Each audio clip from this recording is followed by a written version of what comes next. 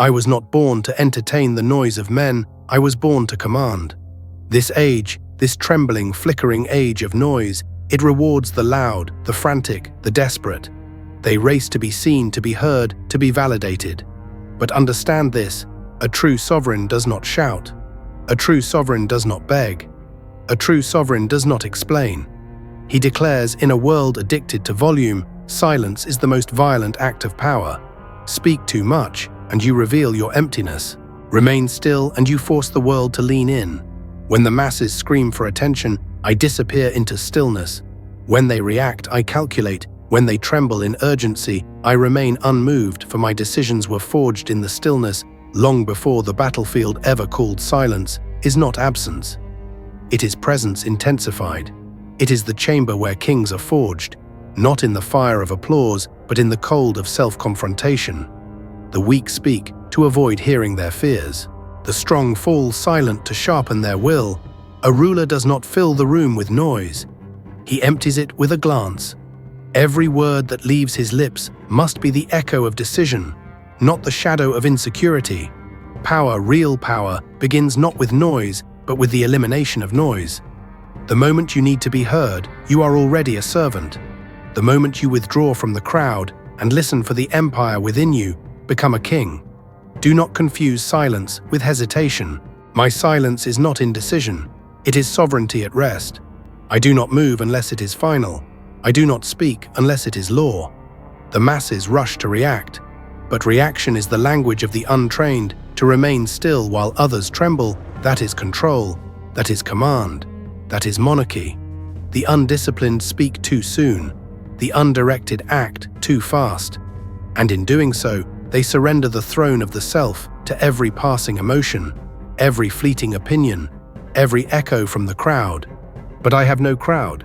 I have only a crown. I require no audience to affirm me. My existence is the affirmation I do not need. The world to agree, I need only to decide. Napoleon Hill spoke of definiteness of purpose. In my tongue, it is simply this. The king does not wander. He selects. He decrees. He moves with the weight of inevitability. The undisciplined man chases. The sovereign man attracts. He does not plead.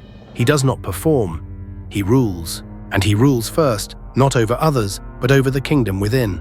Make no mistake, the greatest war is internal. The greatest rebellion is against your own weakness. Those who cannot master their impulses will be slaves in every empire. But the one who learns to silence the mind, to command his own spirit, he is untouchable. Do you think power is loud? Then you have never stood in the presence of a true king. Power is not heard. It is felt. It is the pressure in the air when a man of decision enters a room. It is the calm that terrifies the silence, that unsettles the gaze, that paralyzes. Words are for the uncertain. Deeds are for those who have already decided. I have no need to convince you. You are either ready to wear the crown of discipline or you are not. But understand this, discipline is not punishment. It is bloodline. It is the architecture of all greatness. It is the silence you choose when the world demands your reaction. It is the fire you contain when your enemies attempt to provoke you. It is the sword you sharpen in private so that when it strikes, it ends the matter with a single blow. Let them talk. Let them broadcast their emotions to the wind. Let them post, shout, explain, unravel, while they exhaust their strength trying to be heard. I build my empire in the hush. I prepare in silence. I conquer in silence. And when I finally speak, it is not to compete. It is to crown. You see, the quieter you become, the louder your presence roars.